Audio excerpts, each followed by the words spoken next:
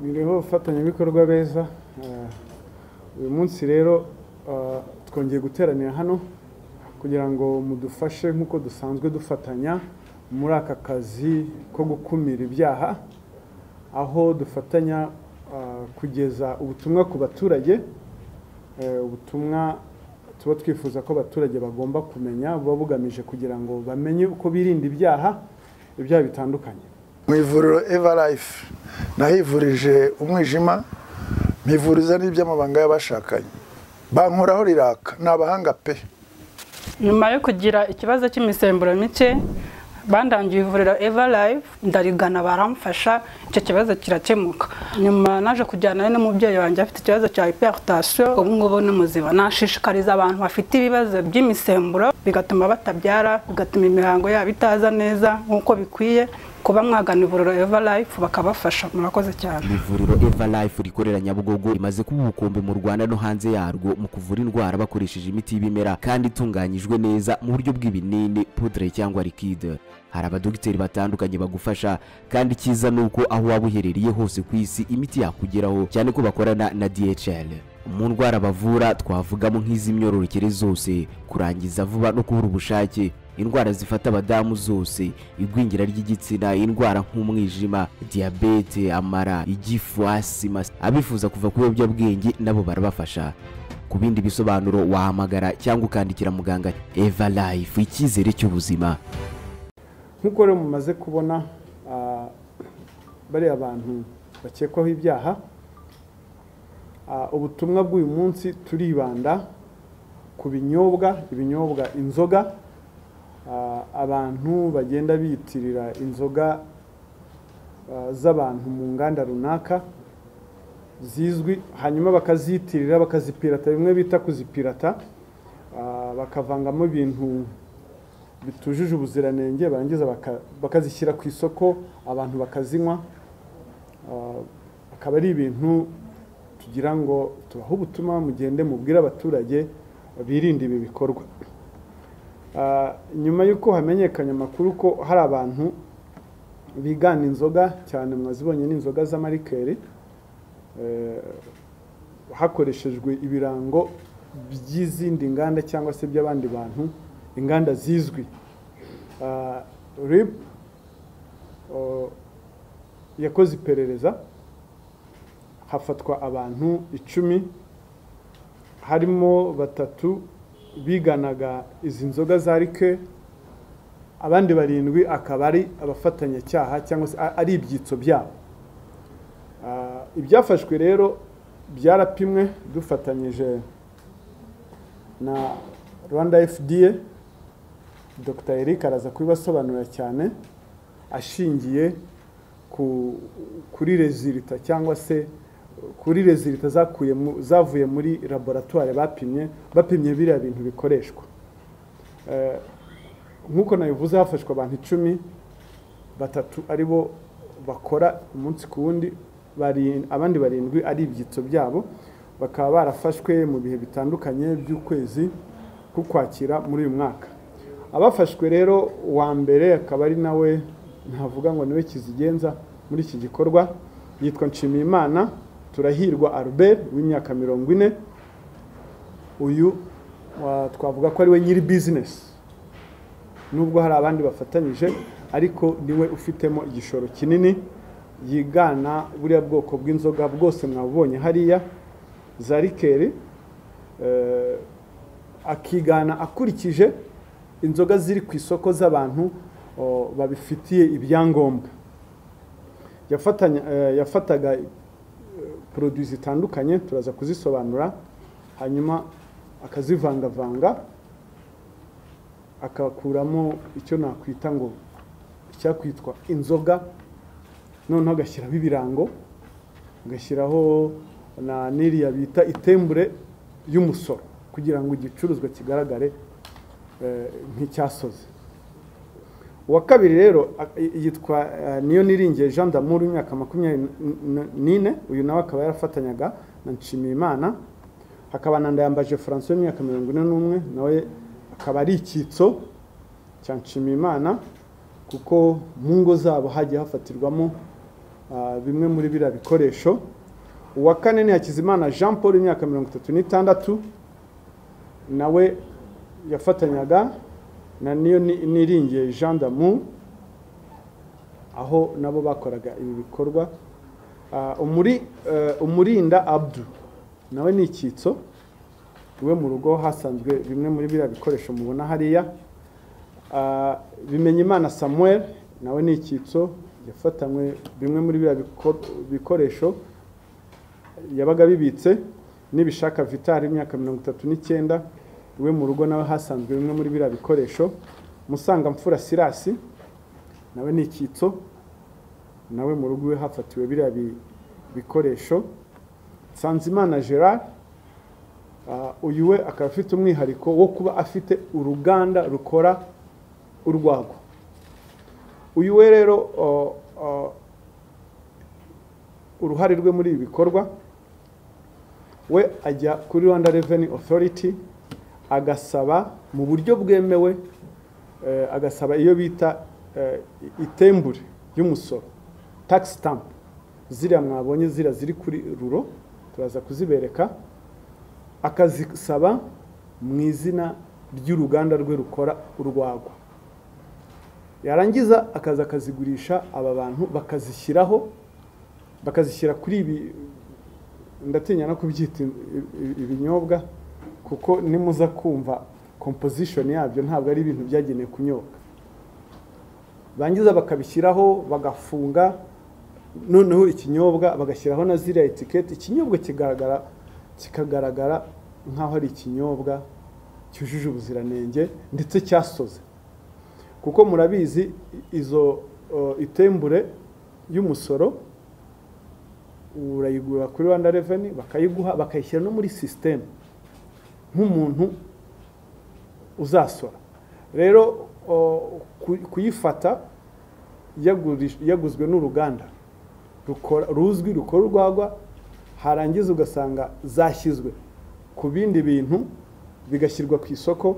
Ibyo nabyo urumva ni ibyaha bihanwa n'amategeko, cyane cyane biba biganisha kunyereza umusoro. Undi wa 10 mu bakurikiranywe mu bakekwaho ni Uwimana Claudette, nawe afite umwihariko kuba ari umukuru w'isibo, mutwara sibo wakodeshaga aba bantu, aho babikoraga mu nzu ye akodesha, bamuha n'amafaranga menshi aryumaho araceceka. Ibi ngibi tukaba turi buze kugenera ubutumwa abayobozi b'inzego z'ibanze, kuko biragaragara ko umuyobozi nk'uyu nguyu atari we muyobozi wifuzwa muri iki gihugu.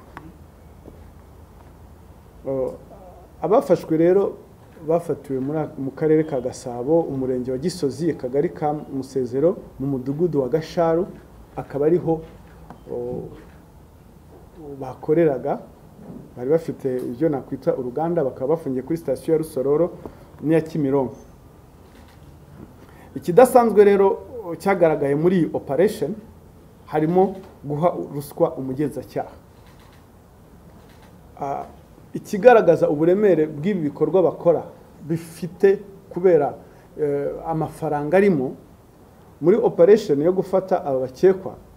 Uwitwa Nshimimana Turahirwa Albert akaba ari nawe nkuko nababwiye ufite uruhare runini, akaba ari we kizigenza niko namwita. Muri ikese yahaye ruswa umugenzacyaha wa RIB ngo amurekure adakurikirana, ubwo yari amaze gufatwa. Yamuhaye amafaranga kuri Momo, yamuhaye 3,400,000 kuri Momo, biranga. Agerageza kumwongera andi 1,441,000 cash, yatanga cash, nabwo umugenzacyaha aranga, atanga amakuru kubamukuriye, arafatwa. Muri make yamuhaye 4,841,000 n'ibihumbi 4,841,000 muri 7,000,000 yari yamwemereye.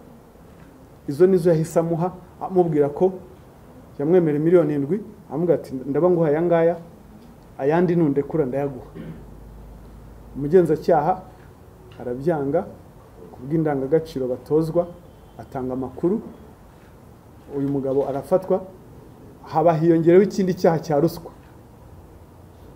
Ibi bikorwa n'ubundi ntaho bitanira na ruswa.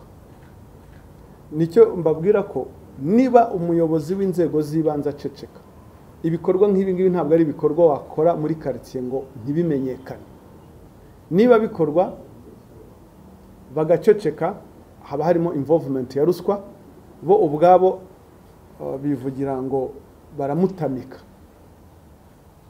Baravuga ngo buriya ngo baramutamitse. Kumutamika ni ukuvuga ibyo yindi bavuga ngo ntawuvugana. Ubwo rero hiyongereho ikindi cyaha cyo gutanga indonke. Gusa nubwo abantu baba biseka, ni ibikorwa bigayitse cyane ku bayobozi b'inzego z'ibanze n'undi wari we wese w'umunyarwanda. Nimuza kumva ibipimo byavuyemo hariya biteye ubwoba, ntabwo ari ibintu byagenewe kujya mu mubiri w'umuntu. Agaciro rero k'ibyafashwe byose hamwe ni ibyafashwe ni miliyoni, agaciro k'ibyafashwe ni miliyoni 31,335 n'amafaranga 750. Hakaba harimo n'indonke yatanzwe miliyoni 4,841. Inzoga z'ubwoko butandukanye, litiro, biriya bintu bipirase hariya, litiro 347 zifite agaciro ka miliyoni 2,600, miliyoni 2,608 n'amafaranga 500. Hari igitangaje, hari imifuniko pièce 1,139 zifite agaciro ka miliyoni 27 n'ibihumbi 800. Na ziriya izo twakwita itembure Rwanda Revenue, nayo tungana n'ibihumbi 40,930 zifite agaciro ka mbere no gutanga idonke izwi nka ruswa, icyaha cyo kunyereza umusoro, icyaha cy'iyigana forgery, guha umuntu ikintu gishobora kwica cyangwa gushegesha ubuzima. Ibi byaha uko ari 4 bihanishwa ibihano bitandukanye. Igihano gito kirimo ni imyaka 7 kugeza ku myaka igihano gito kirimo ni imyaka 2 kugeza ku myaka 7. Ubwo umucamanza, urukiko ruzabaha ibihano rushingiye ku byaha bazashinjwa. Ibi byaha rero bihanwa n'ingingo zitandukanye z'amategeko. Harimo kwakira indonke, ni icyaha giteganywa n'ingingo ya 4 y'itegeko ryerekeye kurwanya ruswa, aho igihano cyacyo ari hagati y'imyaka 5 n'7, hakiyongeraho n'ihazabu yikubye inshuro kuva kuri 3 kugeza kuri 5 z'agaciro k'indonke yatanze. Icyaha cya kabiri, icyaha cyo kunyereza umusoro, ni icyaha giteganywa n'ingingo ya 87 y'itegeko rigena uburyo ubwisoreshwa. Igihano ni hagati y'imyaka 2 n'imyaka 5 y'igifungo. Icyaha cy'iyigana forgery, icyaha giteganywa n'ingingo ya 161 y'itegeko rigamije kurengera umutungo bwite mu by'ubwenge. Igihano kiri hagati y'imyaka 3 n'imyaka 5 y'igifungo, hakiyongeraho n'ihazabu y'amafaranga hagati ya miliyoni 3 na miliyoni 5. Guha umuntu ikintu gishobora kwica cyangwa gushegesha umubiri ni icyaha giteganywa n'ingingo y'115 y'itegeko riteganya ibyaha n'ibihano muri rusange. Igihano cyabyo ni igifungo kiri hagati y'imyaka 2 ariko kitarenze imyaka 3 n'ihazabu y'ibihumbi 300 ariko atarenze ibihumbi 500. Uburyo bakoramo ibi byaha, witwa Nshimiyimana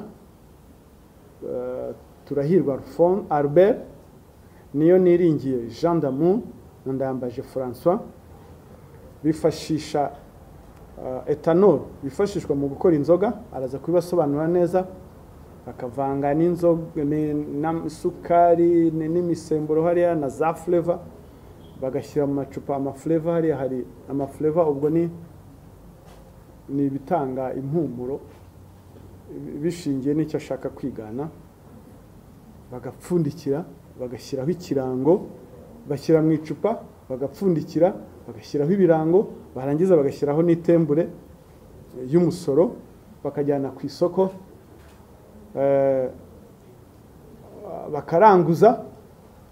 Ugasanga rero bamwe babanywa ibinzoga nabo bavuga ngo bagiye kunywera ngo ku kiranguzo, bakajya ku kiranguzo.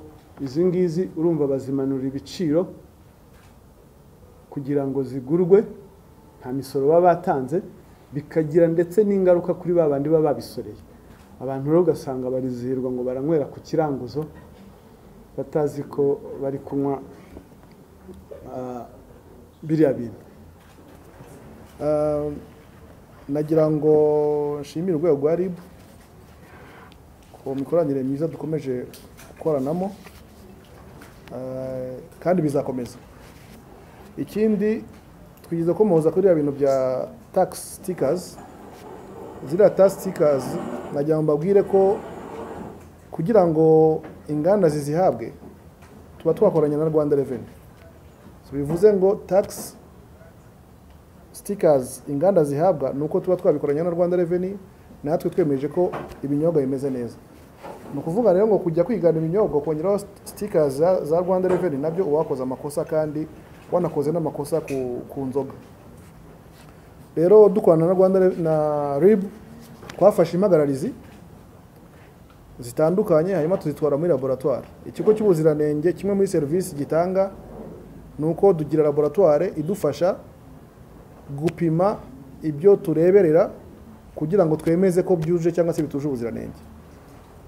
Icyo nshaka kuvuga nuko amakuru ngiye kuvuga hano ntago ari amakuru yagendewe ku jisho, ntago ari ibintu bitatwaye muri laboratoire ngo bisuzumwe by'ukuri. Twafashe impagararizi turapima. Rero mu mpagararizi twafashe twasanze hari ibinyabutabire by'ubwoko bune. Harimo ubwoko bubiri bwa acid, imwe yitwa acetic, indi yitwa volatile. Hakabona ubwoko bubiri bwa alcohol, imwe n'iriya twahoze tubereka yitwa ethanol, indi ni yitwa methanol. Ethanol na methanol ndaza kubisobanura. Muri ziriya acide ebyiri navuze zihuje ibimenyetso, zihuje n'ingaruka zigira ku muntu wanyweye ikinyobwa kirimo ibyo binyabutabire. Icya mbere ni ukugira ibibazo mu rwungano ngogozi. Mu rwungano ngogozi nuko acide murabizi ni imenetse ku mwenda utucika. Nicyo kimwe rero niyo wayifashe icyo kinyobwa kirimo iyo acide bigira ingaruka mu nda, mu gifu, mu myanya y'ubuhumekero, mu muhogo, aho biciye hose bikagenda bitwika. So no kuvuga ngo ni ikinyabutabire kitari cyiza mu biribwa cyangwa se ibinyobwa bifatwa n'abantu. Ikindi kintu mu ngaruka bishobora guterwa no gufata icyo kinyobwa nuko gituma amenyo,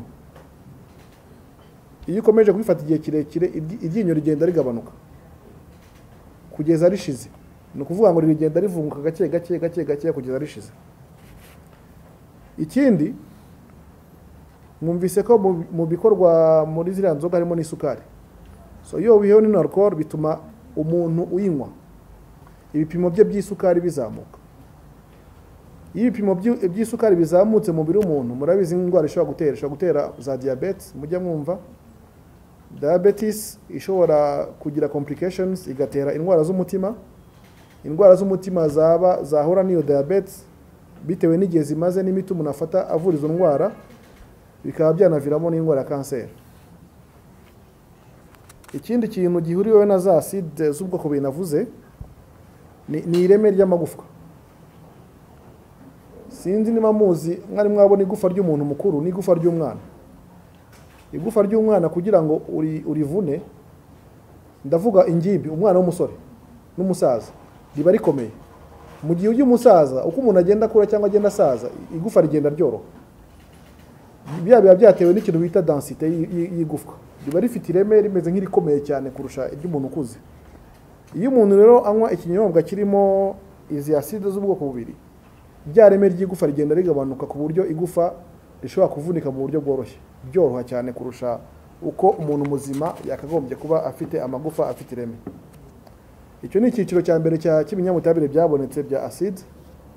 Icyiciro cya kabiri ni cya za alcohol zabonetsemo. Iya mbere ni ethanol, ari nayo twerekanye hariya. Ethanol igira ingaruka ebyiri. Hari ingaruka zishobora kuza muri ako kanya kuva ku munota umuntu yinywereyeho cyangwa se umunsi ukurikiyeho cyangwa se icyumweru, ariko munsi y'amezi 6. Izo ngaruka rero ni izi ngizi. Icya mbere ni uko imifatire y'ibyemezo irahinduka. Ubwo dushaka twanabihuza no gusinda cyangwa se guta ubwenge bitewe n'uko yafashe inzoga. Tubyumvikanaho neza, iri ethanol iremewe gukoreshwa, ariko se ikoreshwa mu bipimo bingana gute? Buriya mu nzoga zose turekura twemerera kujya ku isoko nuko tuba twemeranijwe n'ibipimo banditse. Ibipimo bashize kuri label bihura n'ibipimo twavanye muri laboratoire. Abashaka gukora amakosa akenshi batwereka ibipimo byemewe, ariko ibirimo imbere ubona ari uko wapimye bikaba biri hejuru. Icyo twabonye bakunda kubikorera nuko baba bashaka ngo umuntu akoresha amafaranga make ariko agere ku kigenderewe mu gihe gito. Sinzi namubyumva. Iyo umuntu anywa inzoga no kugira ngo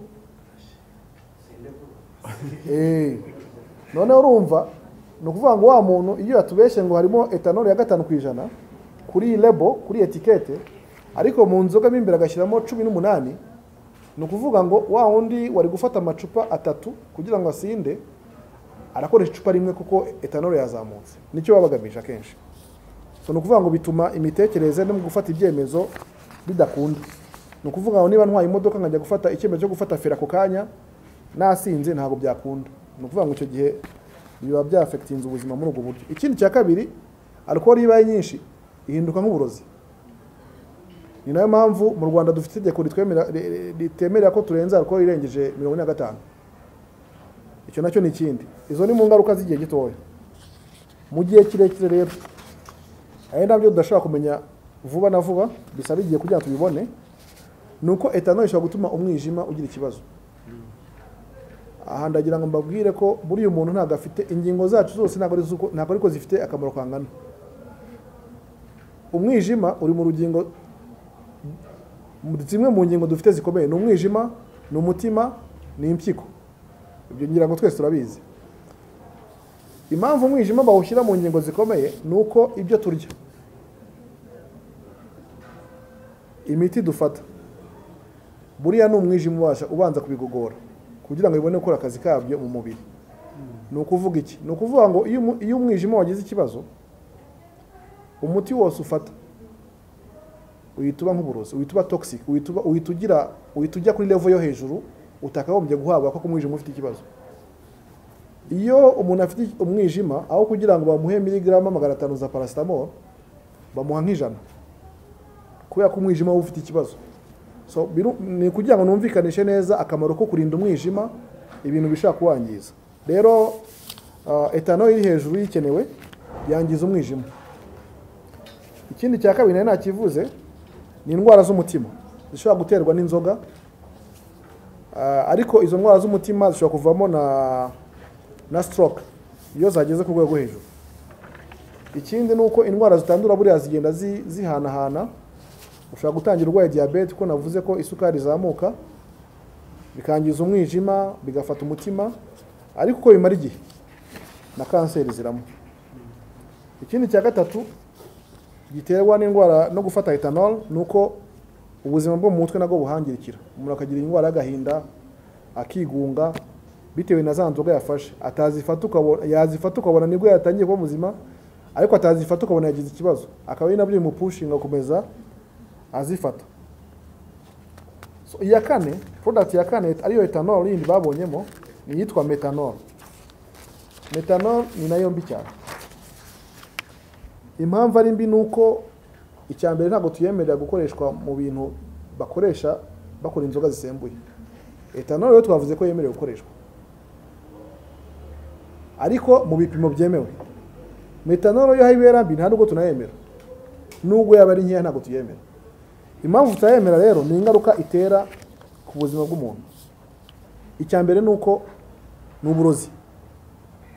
Ayinyuze hose, yaba imyanya y'ubuhumekero, yaba imikaya irangiza. Ikindi cya kabiri itera ubuhumyi. Umuntu wafashe metanol arahuma, keretse iyo agiye amahirwe yo kugira ubutabazi bw'ibanze akimara kuyifata bakayimukuramo, nabyo ni ibintu bihenze. Ikindi nuko iyo unayifashe hari igipimo urenze byo uranapfa. Metanol irica. So muri makeya nibyo twabonyemo mu binyabitabire bishobora kwangiza ubuzima bw'umuntu, ariko dufite n'ubutumwa dushaka kubaha. Mwe muri abafatanyabikorwa bacu tubizeramo imbaraga zigera ku bantu benshi kugira ngo dukumire bino bintu. Bano bantu impamvu bakora nuko babona umuguzi, sibyo? Umuguzi ninde? Ni jewe, ni wowe, ni abavandimwe bacu, ni ababyeyi bacu, ni abaturanyi, ni abaturarwanda. Mutubashije kudufasha tugahagarika icyo kintu cya wa muntu bifata bwa nyuma umubinywa, twaba dukoze igikorwa gikomeye cyane. Ubundi butumwa nashaka ko mudufashamo, kandi ndashimira bamwe mu banyamakuru, harabo tuzi batwegereye. Hari bano bantu harimo nabaza batarabona ibyangombwa, ari inganda zihari zitarabona ibyangombwa, bakabegera bakabasaba ko mubafasha kubyamamaza, sibyo? Mujye nyabuneka mubanza mukutubaze muti uyu muntu ko yansabye yanyegereye ngo tumwamamarize, ese ibyo akora byuje ubuziranenge? Ndagira ngo nshimire no umunyamakuru watwegereye, ntabwo ndi umuvuga amazina, ariko ndibuka ko umwaka ushize yatwegereye atubwira ko yabonye contract, ariko atubwira ati mungira inama mbyemere. Ariko icyiza cye nuko umuntu yashaka ko mwamamariza ni umuntu utari bwagire ku rwego rwo gukora ibintu byuje ubuziranenge. Rero mudufashe dufatikanye kugira ngo turinde abanyarwanda. Murakoze. Arakoze cyane Dr. Eric ku buryo abisobanuyemo. Urumva ko abisobanuye ashingiye ku bintu bifatika biri scientifique byakoreweho ubushakashatsi. Mwumvise ingaruka zirimo muri ibi bintu, ingaruka ku buzima bw'abantu. Ingaruka zirimo ni nyinshi, ntabwo ari ku buzima bw'abantu gusa, harimo n'ingaruka ku bukungu. Niba aba bantu bakora ibi bintu bituje ubuziranenge babishyira ku isoko bikica ubuzima bw'abantu, hari n'imisoro ihagendera, hari imisoro ihagendera. Nabyo nababwiye ko ibi bikorwa nk'ibi ngibi n'ibikorwa bya ruswa biba birimo, ibyaha bya ruswa biba birimo. Ntabwo rero tugomba kubyemera ko ibi bintu bigomba kuguma ku isoko cyangwa se tukabihishira ntitujye dutanga amakuru. Ashoje avuga ati rwose abanyamakuru bafatanyabikorwa abakoresha imbuga nkoranyambaga nujya ujya kwamamaza ikintu nyabuneka jya ubanza ubegere wazatsi uyu muntu wampaye kontra yo kwamamaza, ibyo namamaza byaba byemewe bifite ibyangombwa byemewe, ibyo namamaza koko bifite ubuziranenge, kuko ingaruka bigira ntabwo wamenya uwo zizageraho, ndetse no ku mwana wawe n'umuturanyi wawe n'umuvandimwe n'umugabo wawe nawe bishobora kumugiraho ingaruka kandi ubyamamaza. Muzi ko hari benshi bamamaza, usibye rero kuri ibyo banyereza imisoro bagatwara amafaranga menshi ndetse bagatuma na babandi bafite inganda zikora neza business yabo ipfa, bangiza business z'abantu. Ubwo rero tukayanga ubwo butumwa mu bugeze ku bantu. Ikindi gikomeye, abantu bashishoze, abantu bagira ubushishozi, bagiye babanza bitonde barebe ko biriya bintu byuje ubuziranenge koko. Ubutumwa rero ubundi ni ku bacuruzi, abacuruzi bihisha mu mutaka w'ubucuruzi. Mwabonye nk'uriya mugabo ufite uruganda rw'inzoga z'urwagwa ari kurengaho akajya kugura ziriya tembure z'umusoro akazigurisha abantu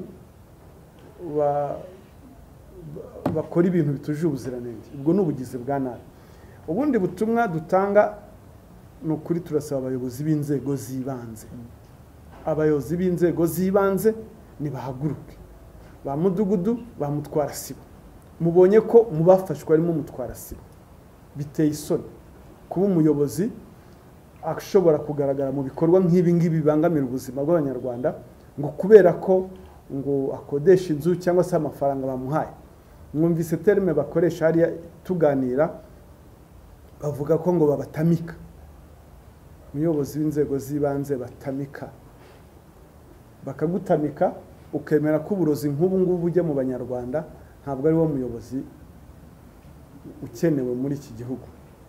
Abaturage nabo dufatanye dutanga amakuru, kuko ibi byose bibera muri quartier tubamo duturamo, ntabwo ari ahantu mu ishyamba hataba abantu, ni muri quartier dutuyemo. Mubonye aha ngaha navuze umudugudu hariya bafatiwe, ni muri quartier ituwe irimo abantu ugenda usesera.